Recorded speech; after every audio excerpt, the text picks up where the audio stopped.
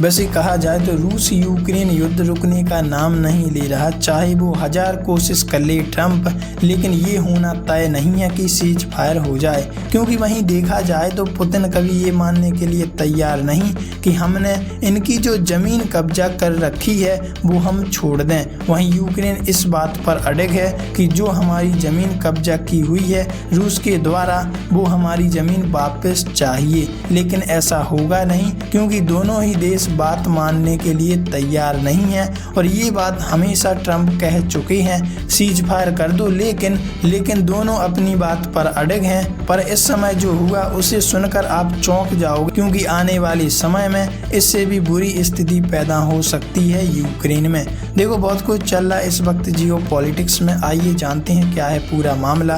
पर इससे पहले एक लाइक करके सब्सक्राइब बटन को प्यार से दबा दीजिए। देखो खबर सामने आ रही है, यूक्रेन के एक गांव पर रूसी ग्लाइड बॉम्ब से हमला, 20 लोगों की जानें गईं और 21 घायल। यूक्रेन के राष्ट्रपति व्लादिमीर जेलेंस्की ने बताया कि मंगलवार को पूर्वी यूक्रेन के एक गांव में पेंशन लेने के लिए कतार में खड़े बुजुर्गों पर रूसी ग्लाइड बॉम्ब से हमला किया गया, जिसमें कम से कम 20 लोगों की जानें गईं।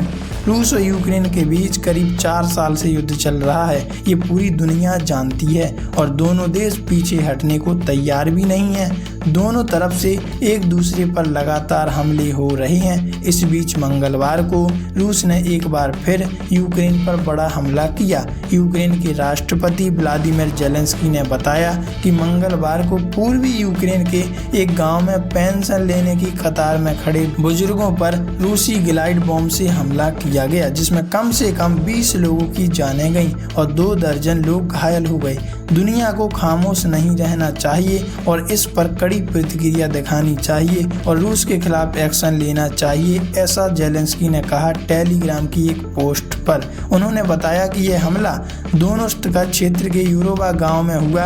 उन्होंने इस हमले को लेकर कहा कि निसंदेह क्रूरता है। जेलेंस्की ने अंतर्राष्ट्रीय समुदाय से आग्रह किया कि रूस पर और आर्थिक प्रतिबंध लगाकर उसे इस आक्रमण के लिए दंडित किया जाए। उन्होंने पोस्ट में लिखा कि दुनिया को खामोश नहीं रहना चाहिए, दुनिया को निष्क्रिय नहीं रहना चाहिए। अमेरिका को जवाब देना चाहिए कि आखिर अमेरिका कर क्या रहा है। यूरोप को जवाब देना चाहिए कि G20 की प्रतिक्रिया देनी चाहिए। रूस को मौत का तांडव मचाने से रोकने के लिए कड़े कदम उठाने की जरूरत है। पेंशन के लिए कतार में खड़े थे लोग। वहीं दोनेत्स्क के गवर्नर वादिम पलिस्किन ने बताया कि पेंशन लेने के लिए कतार में खड़े बुजुर्गों पर हुए इस हमले में 20 लोगों की जानें गईं और 21 घायल।